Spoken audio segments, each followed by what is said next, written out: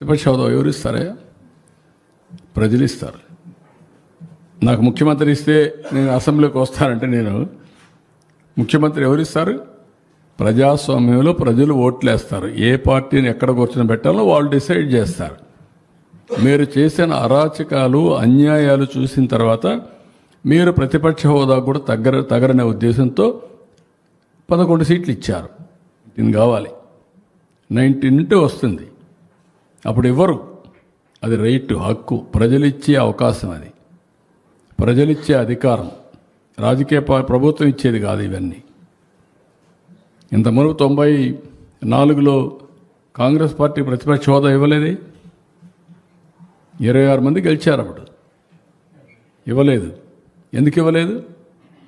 వాళ్ళు అడగలేది, మేము రావనలేదే. వాళ్ళు అప్పుడు వాళ్ళకు ప్రజాస్వామ్యం ఏంటి తెలుసు కాబట్టి. బెదిరిస్తే వచ్చేదనుకుంటే ఎట్టవుతుందండి? ఎక్కడ బెదిరిస్తావు? ఎందుకు ఇస్తారు? ఆ రోజులు అయిపోయినాయి. బ్లాక్మెయిల్ చేసే రోజులు కూడా అయిపోయినాయి. ఇంకా మళ్ళా గొలగరాయి డ్రామా, కోడికత్తి డ్రామా, గొడ్డల వేటు డ్రామా. గొడ్డల వేటు గుండెపోటు నేను నమ్మాలా?